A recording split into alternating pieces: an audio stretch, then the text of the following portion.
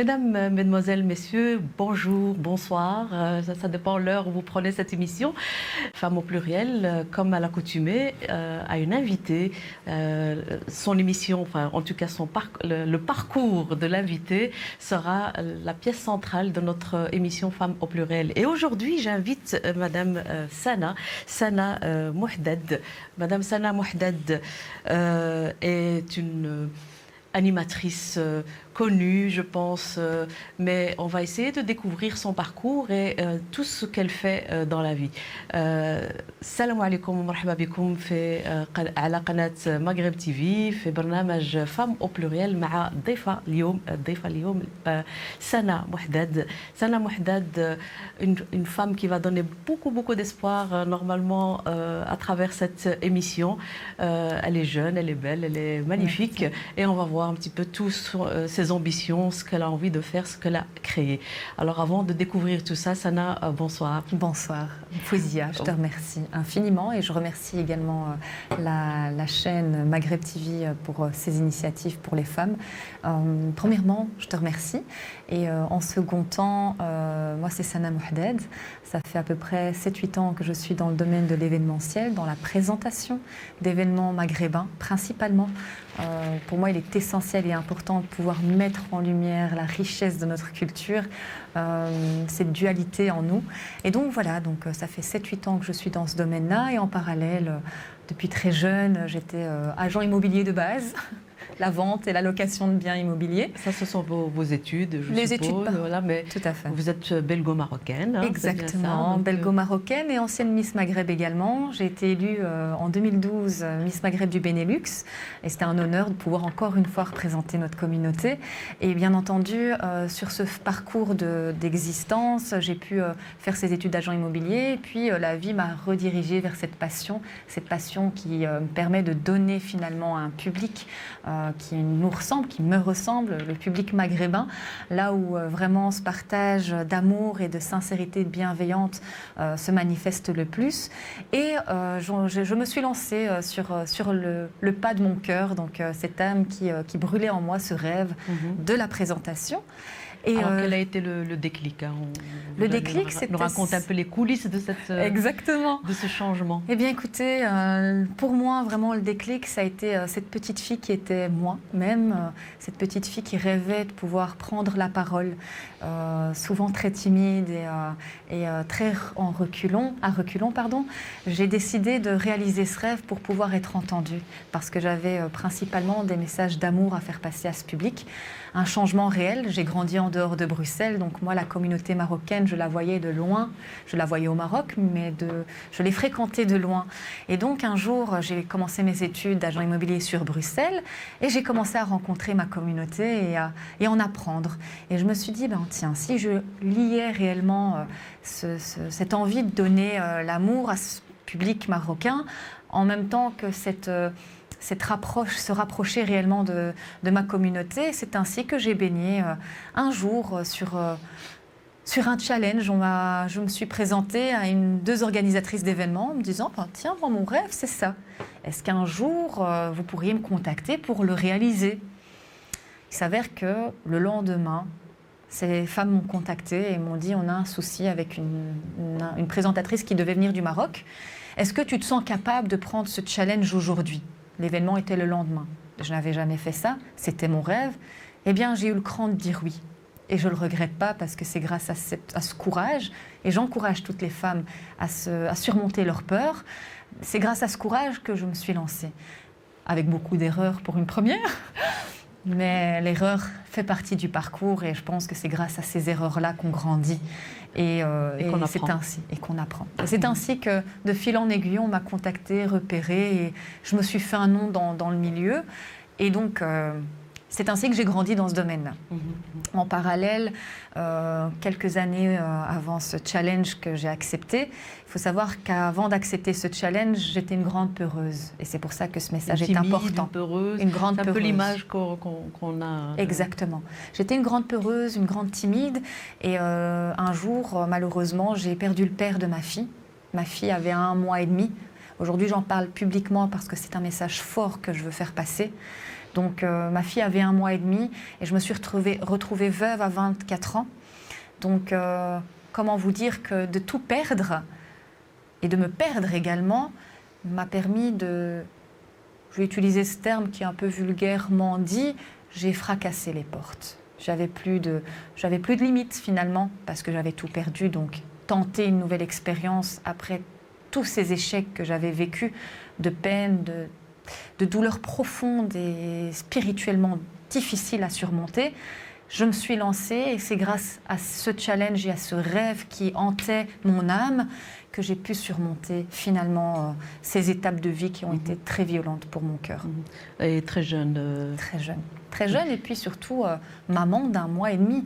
Quand on vient de faire naître un enfant, finalement on espère vraiment d'avoir des belles choses à vivre et de l'amour à partager avec son époux. Je n'ai pas eu l'occasion de le vivre, mais j'ai donné du mieux que je pouvais. Et je pense qu'aujourd'hui, le résultat est à la hauteur de mes espérances. Et ça, c'est une richesse et un espoir pour beaucoup. Votre fille a 9 ans aujourd'hui. 9 ans. 9 ans que je suis veuve et 9 ans que je donne quand même de la bienveillance et de l'amour profond pour le monde. Voilà. Peut-être quelques mots, Madame Sana, sur justement la situation des mamans. On entend, c'est un terme qu'on entend beaucoup. D'ailleurs, il fait le sujet de certaines campagnes même politiques, on va dire. Oui. Les mamans solo. Oui. On se rend compte, en fait, vu le nombre de personnes qui en parlent, qu'il y a beaucoup de femmes qui élèvent seules leur...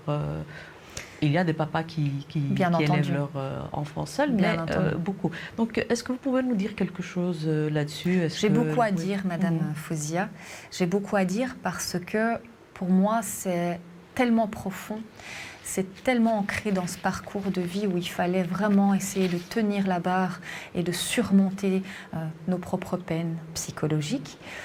La peine des enfants, finalement, à éduquer et à ressentir, le travail et les finances à gérer. On a vraiment une parcelle de choses à réaliser en un temps record qui m'a valu, à moi personnellement, une sclérose en plaques. Donc, que je remercie bien le Seigneur alhamdoulilah, comme on dit dans notre propre spiritualité personnelle. Je pense que c'est un fait réel sur lequel il faut mettre des mots et mettre de l'action. Oui, se pencher et réfléchir. Se pencher et réfléchir, et j'ai même envie d'aller plus loin, c'est que ce n'est pas qu'une seule campagne électorale qu'il faut mener à travers cette thématique, c'est une réelle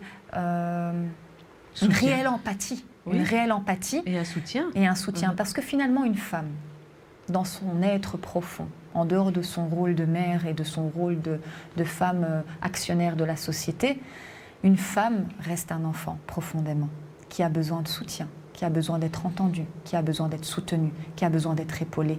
Et ça, c'est une réalité à laquelle nous devons, en tant qu'être humain, mettre le doigt dessus.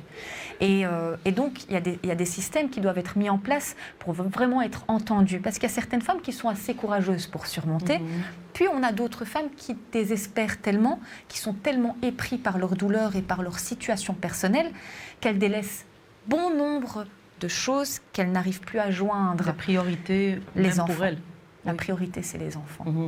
Moi, le combat que je mène aujourd'hui dans ma vie privée, personnelle, professionnelle, en tout cas, dans tout ce que je peux apporter dans mon existence, c'est vraiment cibler l'enfant. Aider la femme pour aider l'enfant. Parce que l'enfant, finalement, c'est vraiment l'avenir de demain. On a un bon nombre de femmes seules, comme d'hommes seuls également, mais il y a ces enfants qui sont jetés. Et ces enfants ont besoin d'accompagnement et de grandir finalement avec de l'amour, parce que l'amour, c'est le réel pouvoir magique de l'univers. Et donc, cet amour ne peut pas être enlevé à ces enfants. Donc, comment réparer ça? Je pense qu'il faut mettre en place de réelles choses pour pouvoir permettre à ces enfants d'être aimés à la hauteur de ce qu'ils méritent en tant qu'êtres humains. Ça, c'est vraiment, pour moi, une priorité. Pendant longtemps, j'ai voulu aider les femmes seules et je n'ai pas compris pourquoi. Et je me suis posé les bonnes questions. Et en fait, la réalité, c'est parce que j'ai en tant que mère seule, réussi à éduquer ma fille et à faire abstraction à ma peine. Et c'est d'ailleurs ce qui m'a valu ma sclérose en plaques, parce que c'est un lien finalement... Vous refouliez beaucoup de choses. J'ai vraiment fait abstraction dans beaucoup de situations de ma peine pour pouvoir accompagner ma fille, pour pouvoir lui donner ce qu'elle méritait. Parce que ce n'est pas de sa faute finalement qu'on soit dans cette situation. Elle n'avait qu'1 mois et demi, elle avait déjà grandi avec une maman dépressive pendant quelques années. Je devais vite rattraper ce retard d'amour que j'avais manqué. Et je pense qu'il est impératif de mettre de l'aide, de l'écoute pour ces mamans qui doivent déposer quelque part leur peine, parce que être seule, finalement seule, chez soi, le soir, sans aide, il y a certaines femmes qui n'ont pas d'amis. Il y en a qui sont accompagnées par leur famille, par leurs amis. Il y en a qui n'ont pas d'amis. Et moi, j'en faisais partie. Quand je me suis retrouvée seule, j'avais ma famille, etc., mais des gens qui vous comprennent profondément, il n'y en avait pas beaucoup. Et généralement, quand on vit une épreuve, il n'y a pas beaucoup de gens qui vous entourent. Et ça, c'est une réalité. Et donc, il faut vraiment mettre des cellules de femmes, peut-être seules, qui se rejoignent, qui discutent, qui se retrouvent et qui peuvent solutionner quelques situations, parce que quand on parle, on libère la parole. Quand on libère la parole, il y a au moins 50% de peine qui se dissipent. Et c'est vraiment essentiel. Essentiel. De choses refoulées qui attaquent le corps, la santé, comme... Les maladies incurables et auto-immunes. Donc il faut mettre en place des choses. Aujourd'hui, je mène ce combat pour ne pas permettre à d'autres femmes de vivre ce que je vis aujourd'hui. Et encore, je le vis avec beaucoup de positivité, beaucoup d'amour. C'est un peu le nom de mon projet, j'en parlerai. Et ça, on en parlera tout de suite. Mais revenons donc justement à les conditions de maman solo. Alors, concrètement, dans la vie de tous les jours, la vie quotidienne, quels sont les manquements de ce système, d'un système dans lequel nous vivons, que les femmes subissent, que les mamans solo subissent? Un manque d'information. Un manque d'information. Quand on va... j'ai été au CPAS, je ne suis pas honteuse de le dire parce que je n'ai jamais été au CPAS. J'ai toujours travaillé dans ma vie. Mais arrivé à ce moment-là, je suis retombée très bas. Le CPAS, par exemple, c'est pragmatique. C'est à l'écoute sans écouter réellement. Moi, je me souviens que j'allais me plaindre, enfin finalement demander au secours, de l'aide, et qu'on était un numéro. Et je pense qu'il faut vraiment mettre en place des cellules d'écoute profonde, de guidance, d'orientation, d'aide psychologique, vraiment des cellules diverses dans un seul endroit, où vraiment trouver un système qui peut permettre d'être encadré. Parce que finalement, quand on est dans une chute vertigineuse, on se retrouve plaqué au sol. Et quand on est au sol, et je mets au défi l'être humain en général, de tomber très fort et de demander à cette personne de réaliser du travail, de réaliser, de s'en sortir, alors que finalement, il ne sait pas comment s'en sortir. Vraiment mettre des cellules d'entraide, de communication, d'écoute. Ces femmes-là ont besoin d'être guidées. Parce que si elles sont guidées dans leurs échecs violents, à ce moment-là, je pense que ça peut être un tremplin. Là, on ne parle pas de finances particulières. Bien sûr, il y a des finances qui devraient être mises en place, je pense. Mais ça, c'est le débat qui fait un peu rage, je pense. C'est le nerf de la guerre, l'argent. Donc, je ne vais pas trop m'étendre sur ce sujet, mais c'est une réalité. Je pense qu'une mère avec 1 500 € dans son salaire et un loyer, comme on voit aujourd'hui, elle ne peut pas s'en sortir. Et ça, c'est la réalité. Elle doit priver soit le sport aux enfants, soit des courses, soit de choses essentielles et primordiales pour un foyer. La maman solo a une situation précaire, en fait. Énormément. Et ces enfants-là vivent dans cette précarité qui déchire le cœur et qui frustre, finalement. Les enfants frustrés font des adolescents enragés. Et ça, c'est quelque chose qu'on ne doit pas oublier. Vous avez puisé justement votre force, votre dynamisme, votre énergie, parce que, tabarakallah, c'est ce qui ressort de votre personnalité, une énergie, une dynamisme, mais on voit bien que c'est une force que vous voulez mettre à profit d'autres personnes et surtout d'autres femmes.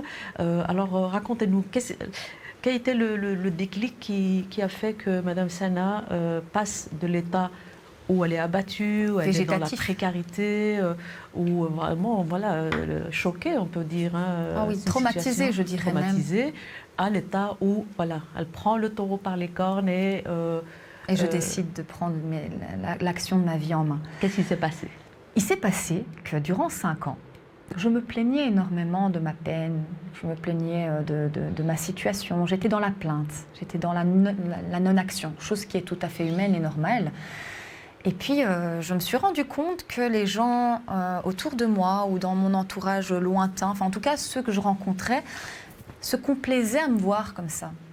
Malheureusement, parce que finalement, mon hypersensibilité, il faut savoir que je suis quelqu'un d'hypersensible, donc je ressens vraiment les énergies, je ressens aussi le non-verbal, la communication non-verbale d'un être humain. Et je me rendais compte qu'en fait, ça faisait limite plaisir de me voir dans cet état, parce que j'ai été depuis très jeune très active, très dynamique, pleine d'amour, pleine de bienveillance, mais j'avais perdu cet amour-là qui était propre à ma personne. Et en fait, j'ai été suivie par un psychologue. Et je conseille vivement les personnes qui souffrent d'être suivies par un psychologue, par des médecines parallèles, mais en tout cas par un psychologue en général. On a besoin de ce soutien pour s'en sortir. On a besoin de ce soutien. Et dans notre communauté, généralement, on tire vers oui, mais je ne suis pas fou. Mais non, tu n'es pas fou. Mais tu as besoin d'aide, ça c'est une certitude. Et donc, j'ai été suivie par ce psychologue. Et un jour, il m'a posé une question. Il m'a dit, quels sont vos rêves ? Puis, moi, je dis, mon rêve, c'est d'être présentatrice, c'est de pouvoir communiquer, d'être entendue. Et il m'a dit, mais pourquoi pas ? Et moi, dans mon esprit de femme détruite, je disais, non, c'est impossible. Pour moi, je n'ai pas les contacts. On trouve des excuses, finalement, quand on souffre ou quand on est dans... On se sabote. Quand on reste dans cette petite zone de souffrance, parce qu'on se complaît dedans, on est là, on se plaint, on se victimise. Une zone de confort, on appelle ça. Une zone de confort et la victimisation en soi. Je me disais, c'est impossible, jamais, j'ai pas les contacts. Il me dit, essayez, qu'il ne tente rien à rien. Et donc, finalement, je n'ai pas essayé. Finalement, je n'ai pas essayé directement. Les années ont passé. Et je suis revenue dans le milieu du travail et je suis tombée sur une personnalité narcissique qui voulait vraiment ma lumière, parce que finalement j'apportais cette lumière quand même. Quand j'ai repris ma vie active du travail, j'étais tellement heureuse que cette flamme s'était rallumée en moi. Et quand on est victime toujours, parce que j'avais cette flamme et j'étais dans cette dualité, la personne narcissique a pu remarquer ma faille. Et donc, elle m'a attaquée. Elle m'a diminuée en lumière, diminuée, jusqu'au jour où j'ai dit stop maintenant. Et quand j'ai dit stop, ça a commencé par dire « Oh tiens, je créerais bien un Snap où je laisserais des petits messages pour certaines femmes, pour les aider. Oh, c'est sympa, moi je me sens déjà mieux, donc autant faire profiter les autres. » Chose faite, j'ai créé ce petit projet Positivité. Et je parlais face à ma caméra et je voyais l'engouement qui prenait de jour en jour. Et puis, je voyais 5, 6 000, 7 000 en l'espace de 6 mois. Je me dis, c'est que les gens ont besoin. Je me suis perdue un petit peu moi-même dans tout ça. 6 000 abonnés. 6 000 abonnés, oui, désolée. 6 000 abonnés. Et puis, je me suis perdue un petit peu dans tout ça. Et je me suis dit, aujourd'hui, je vais lancer ma propre émission radio de ce projet-là. À l'époque, j'avais commencé des études en communication que je n'ai pas fini parce que l'échec, à ce moment-là, je ne l'acceptais pas. J'avais raté un examen et j'ai tout arrêté. Finalement, j'avais fait un stage à la radio chez Gold FM et j'ai toqué à leur porte de nouveau en 2021 en leur disant, voilà, moi, vous vous souvenez de moi, j'étais jeune, aujourd'hui, voilà, j'ai un projet, j'ai envie de le mettre sous émission. Le patron m'a dit, prépare-moi tout ça, je veux lire, je veux voir de quoi s'agit-il. Chose faite, je l'ai présenté, le quart d'heure d'après, il m'a contacté, il m'a dit « Je valide, tu peux venir et faire ton émission tous les jeudis à 18-20 h ». Madame Sana, on va décortiquer ce pseudo que vous donnez donc à cette dynamique qui devient la source ou la ligne rouge ou le fil rouge de votre émission et aussi de votre soutien à d'autres femmes. Comment est-ce que ça s'écrit, ce posi? C'est le terme positivité. À l'entendre, on se dirait que c'est le terme positif, mais à l'écrit, c'est tout autre chose. C'est un moment de pause dans une interview avec un bon thé, ça libère la parole. Voilà, donc c'est pause. Posi, donc posi, écrit P-A-U-S-Y, trait d'union TV. TV pour tout ce qui est comme l'image, etc. Trait d'union encore. thé, comme le thé, comme un bon petit thé à la menthe, comme on voit nos mamans à l'époque qui se réunissaient pour parler autour d'un thé. Eh bien, j'ai mené ces termes, ce jeu de mots pour accompagner un peu plus ce projet vers quelque chose de plus lumineux et à la hauteur de ce que je veux proposer réellement. Donc, alors, maintenant, vous avez un objectif. Quels sont les objets ou les objectifs de positivité? D'accord. Donc aujourd'hui, l'émission a grandi. J'ai 8 chroniqueurs. Elle s'est ouverte aux hommes également, parce que j'estime qu'il y a aussi des hommes qui souffrent, donc autant joindre l'utile et l'agréable. Donc j'ai tout type de chroniqueurs. Samira de Masterchef, qui a été finaliste, qui elle fait des chroniques culinaires qui accompagnent les femmes dans leur cuisine.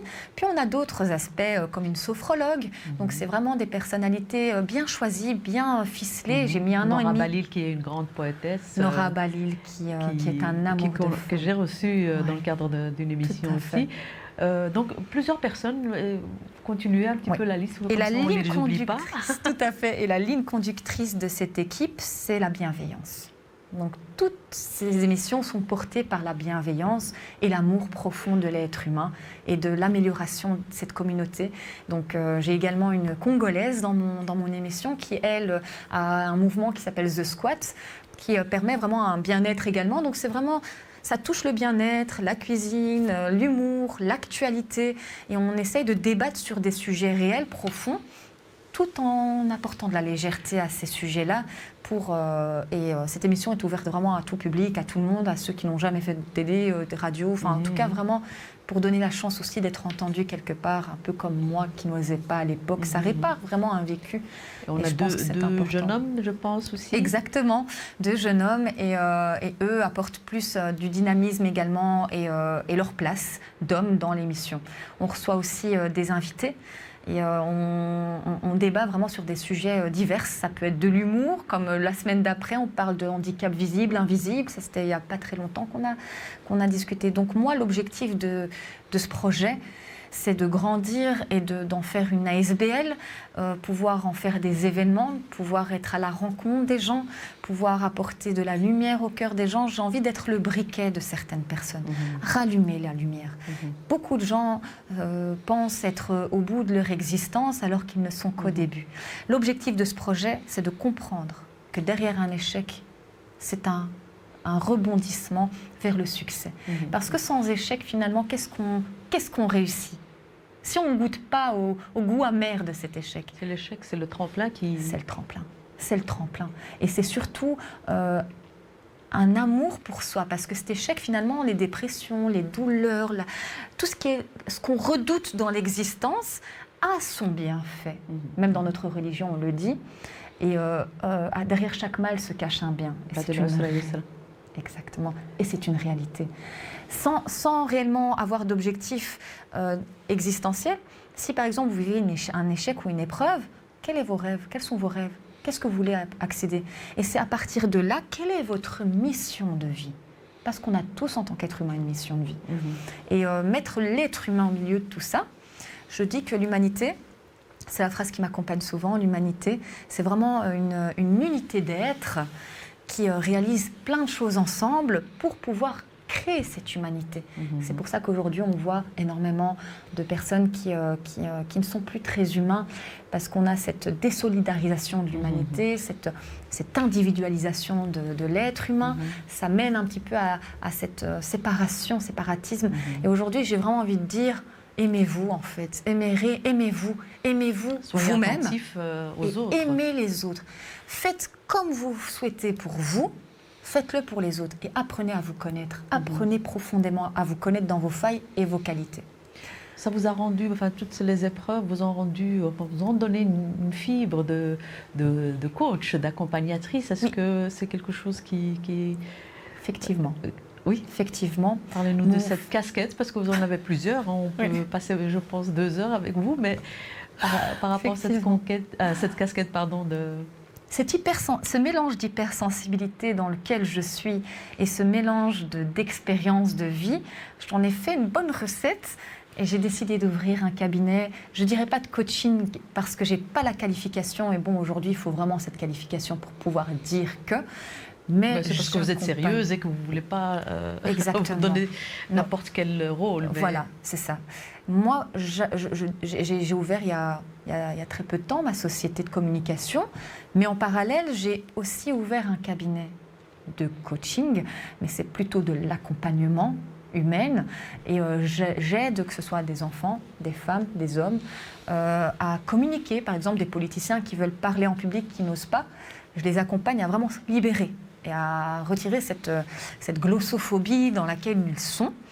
J'accompagne aussi les enfants à apaiser leurs émotions, à connaître leurs émotions, reconnaître surtout leurs émotions, afin de vraiment s'apaiser dans l'âme. Et on a également... Il y a des enfants qui ont plein de problèmes pendant les examens, au point de même s'ils connaissent la matière... Le stress, oui. La pression. Des fois, je fais aussi des coachings avec les parents. Vraiment, j'arrive à poser les questions adéquates pour libérer une certaine parole qui amène à une conclusion claire pour la mère qui n'avait pas compris ou qui voit la communication avec son enfant d'une certaine manière. J'apporte et j'aborde le sujet différemment, ce qui fait découvrir l'enfant. Enfin, c'est vraiment un accompagnement, mais l'objectif, encore une fois, c'est d'atteindre une bienveillance et d'atteindre la meilleure version de soi-même. Parce que tout être humain a deux versions. Celle qu'on vit dans la croyance limitante dans l'enfance, dans l'adolescence, et puis la vraie version de soi qu'on doit aller chercher. Et aller chercher cette version, c'est vraiment aller à travers soi. Et généralement, la solitude, les gens la redoutent, elles ne la veulent pas. Beaucoup de femmes préfèrent être entourées que d'être seules, parce qu'elles savent que cette solitude vont apporter une réalité, une vérité, notre vérité, qui doit être entendue et surmontée. Et on doit s'accompagner. On doit être notre meilleur ami et non pas notre meilleur ennemi. C'est vraiment le message principal de ma vie. C'est ma mission de vie, d'aider et d'accompagner les gens dans ce sens. Peut-être quelques mots sur votre expérience de Miss. Alors, comment ça s'est passé C'est là aussi. C'est en 2022, c'était 2012. 12. J'avais 22 ans. Oui, J'avais 22 ans, effectivement. Alors, j'étais très peu confiante. J'avais une personnalité très, très, très peu confiante.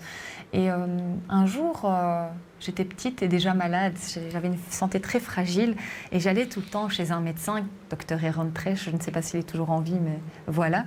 J'allais souvent chez lui. Et tellement que j'avais peu confiance en moi, il m'a dit un jour, tu verras, un jour, tu gagneras un concours de Miss. J'étais harcelée à l'école. C'est un terme qu'il faut aussi partager. Un harcèlement... très dur parce que j'étais marocaine et que je vivais en dehors de Bruxelles avec une communauté belge, italienne, donc j'étais vraiment retirée et très faible, exclue, ce qui a valu ma timidité. Et donc ce monsieur en fait m'a donné un déclic intérieur et un jour, Miss Belgique, je n'ai jamais voulu y participer, ça ne représente pas vraiment mes valeurs personnelles au niveau de ce qu'on pense de la femme, etc. Et donc Miss Maghreb a été créée à Anvers. Et j'ai vu cette annonce et je me suis dit, c'est là que je veux aller. Chose faite, j'étais fiancée déjà à mon mari, Rahmo. Il m'a dit, bah oui, vas-y, ça va te donner confiance, inscris-toi. Et donc, on y est allé ensemble, je me suis inscrite, mais vraiment pour dire que je l'ai fait. Puis je vois que je suis sélectionnée. Je me dis, bah tiens, c'est une expérience géniale. Je le fais, on fait des entraînements. Moi, toujours bienveillante avec toutes les filles, elles étaient néerlandophones, j'étais la seule francophone. Bon, on parlait arabe, marocain. Finalement, le jour du concours, moi, je n'avais aucune connaissance du néerlandais, donc vraiment, j'essayais de me débrouiller comme je pouvais. Mais je pense que la différence qui a été faite, c'est pas la beauté. Je pense que la différence qui a été choisie par rapport à ma personne, c'est l'amour et la bienveillance que je dégageais, l'énergie que je dégageais. Je pense, le jury a remarqué que j'étais là pour briller, mais d'une autre façon. Parce que je pense qu'un concours de Miss n'est pas être belle et se taire. Un concours de Miss, c'est représenter réellement sa propre communauté avec des vraies valeurs, avec un cœur pur et surtout la réalité de cette richesse culturelle qu'on porte en nous. Et je pense que c'est ça qui a fait cette différence, parce qu'il y avait des filles, vraiment, pour moi, je n'allais pas gagner. Je voyais ces belles femmes, et pour vous dire, c'est un secret de loge, je vais dire. avant de monter sur scène, il y a une dua qui dit Bismillah alladhi la yadurru ma'a ismihi shay'un fil ardi wa la fis sama'i wa huwa as-sami'ul 'ali. J'avais vraiment accompagné toutes ces femmes avant de monter sur scène pour les protéger. Et finalement, je pense que c'est tout cet amour, cette bienveillance, cette joie d'être là qui a fait que j'ai gagné. Donc voilà, c'est ça, ce parcours qui m'a valu cette réussite. Et ça m'a ouvert beaucoup de portes dans le sens, pas dans le domaine. Un peu plus de confiance en soi, un peu plus de... Je me suis dit, si j'ai réussi ça, je peux tout réussir. Parce que je suis capable de le faire. Donc vraiment, il faut se challenger. Dans ma famille, j'ai dû faire sortir mes parents de leur zone de confort. Ma mère ne voulait pas. Elle me dit, mais pourquoi tu veux faire ça? Je dis, fais-moi confiance. Moi, je ne veux pas me montrer. Je veux juste réussir quelque chose et voir que je suis capable. Bon, elle était très peureuse, mais elle est venue. Un défi à gagner que vous avez... Elle est venue dans le public et quand elle m'a vue gagner, aujourd'hui je lui propose quelque chose, je vais faire ça. Vas-y ma fille, vas-y. Parce qu'elle a compris finalement que c'était pas le physique ou la beauté. Non, c'était plus loin que ça. Et dans tous les combats que je mène aujourd'hui, c'est plus loin que cette couverture que je porte. C'est l'âme et le cœur qui, pour moi, sont prioritaires en tout point. Alors justement, maintenant, donc, vous parlez de combat, parce qu'il y en a encore, hein, Oui. on en a cité déjà deux, vous en avez cité déjà deux, le harcèlement à l'école, le harcèlement dans certains milieux. Est-ce que c'est un sujet qui revient, ne serait-ce que maintenant que vous faites une émission? Tout à fait. C'est un sujet qui... C'est des sujets qu'on établit, comme le harcèlement professionnel. On a fait une émission sur le harcèlement en général. Donc on a vraiment discuté sur tous les harcèlements possibles et inimaginables. Je pense que le harcèlement scolaire et le harcèlement professionnel est une continuité dans l'existence et qu'il faut que ça cesse. C'est-à-dire que ça doit être sanctionné. C'est-à-dire que lorsque quelqu'un commence à être dans un burn-out, qu'il ne se sent plus à sa place quelque part, il faut être, encore une fois, prévoir des cellules spécifiques à l'entente et des sanctions strictes et dures. Parce qu'aujourd'hui, j'ai eu la chance de relever mes peurs. Mais beaucoup n'ont pas cette chance. Beaucoup restent dans cette peur. Et honnêtement, quand je vous dis qu'un enfant doit être entouré d'amour, c'est tellement important parce que d'être insulté jour et nuit, enfin plutôt jour quand on est à l'école, c'est tellement horrible, destructeur. On n'a plus confiance en soi, on ne sait pas ce qu'on vaut parce que l'humain, finalement, il doit vivre cet amour personnel dès l'enfance. Et c'est là que les bases et les fondations se font. Donc il faut prioriser une écoute particulière dans les écoles et sanctionner très violemment les enfants ou les parents qui laissent cet harcèlement aboutir et ne mettent pas d'action dans leur quotidien, dans leur éducation. Vous repreniez jour et nuit, mais c'est nuit aussi. Hein, ah oui, c'est tous les jours. Parce que maintenant, le harcèlement est rentré à travers le téléphone, etc. Donc, et comme les enfants ou les jeunes gardent encore... Donc le harcèlement continue. Le harcèlement continue même et je vais donner un conseil vraiment, si on me l'avait donné, moi, à l'époque.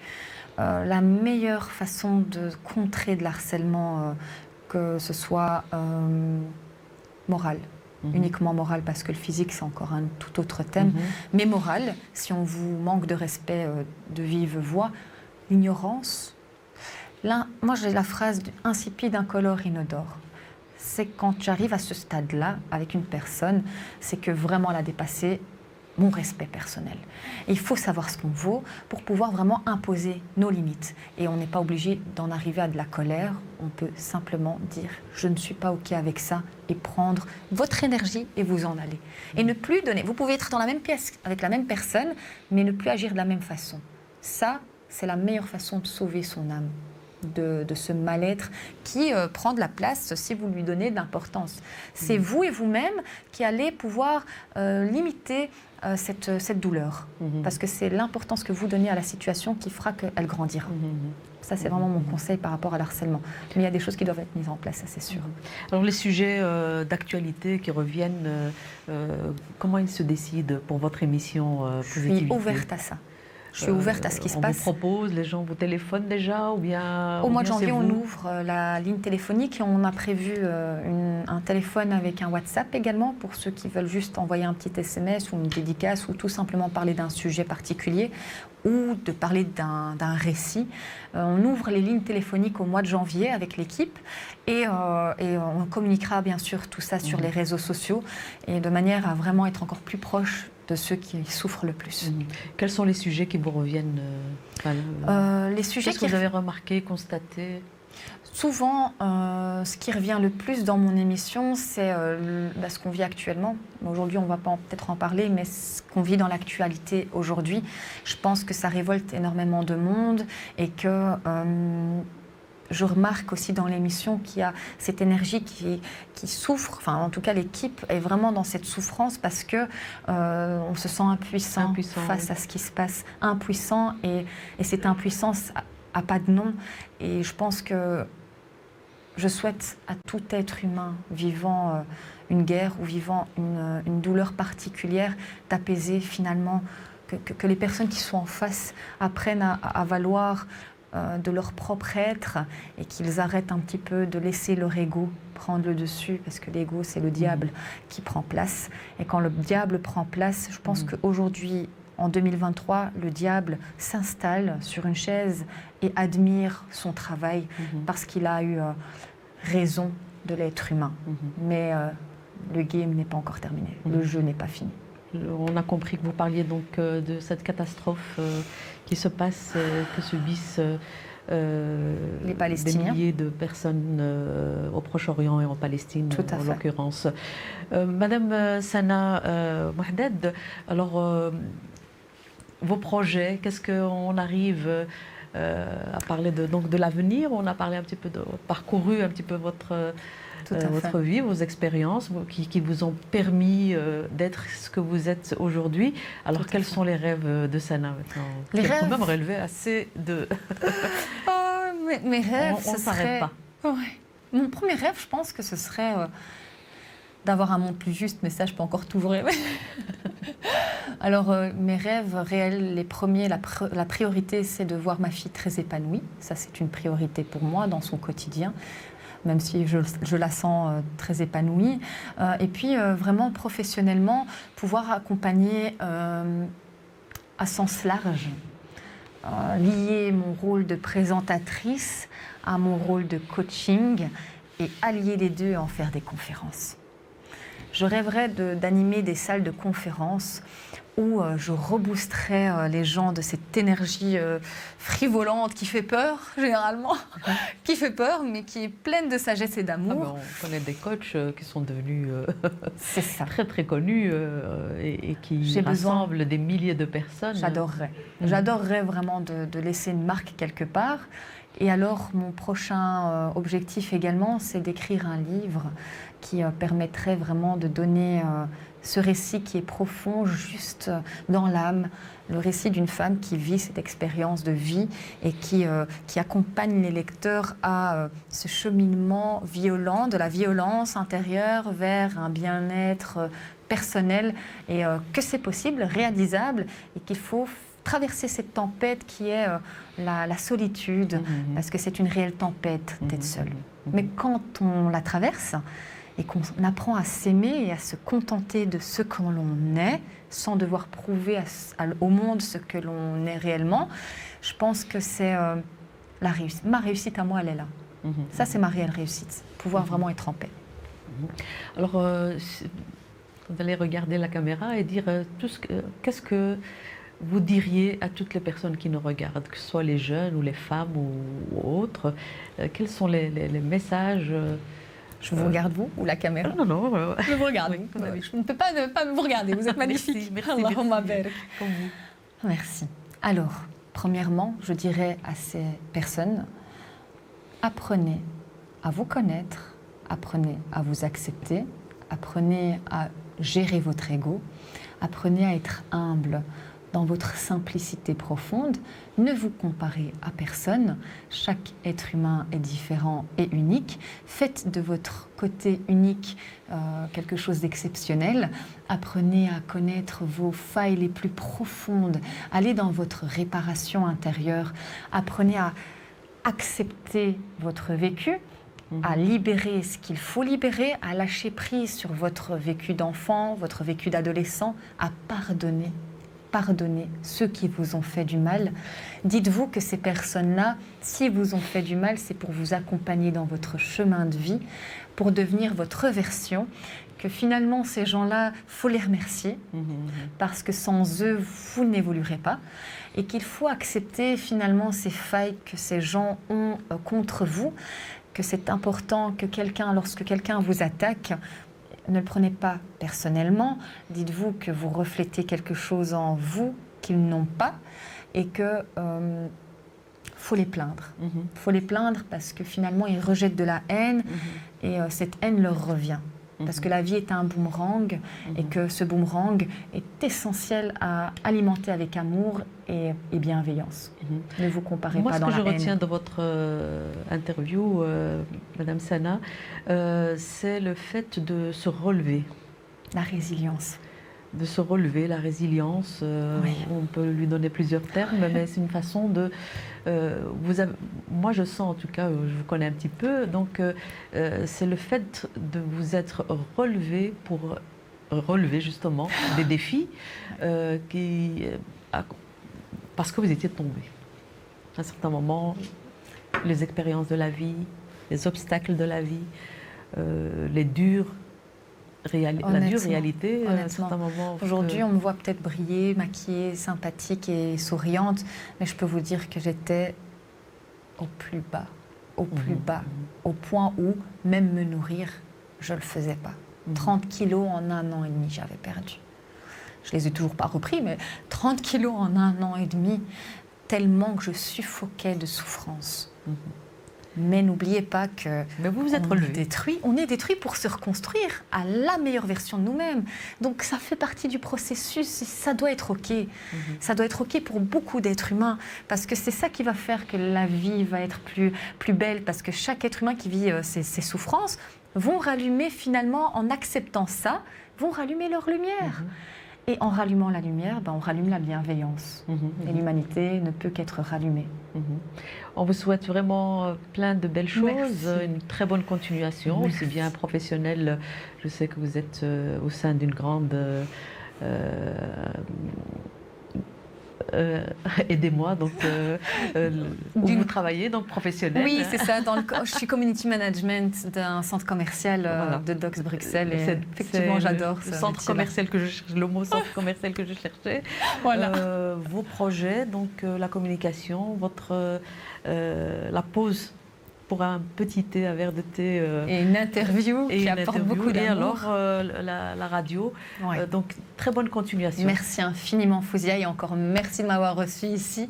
Et c'est une première pour moi, donc je suis heureuse de l'avoir vécu avec vous. Merci infiniment. Et beaucoup de bonheur au public qui regarde et aux auditeurs et auditrices. Merci beaucoup. Merci. Alors, l'émission Femmes au pluriel touche à sa fin. Je vous donne rendez-vous pour une autre émission. D'ici là, soyez heureux et heureuses.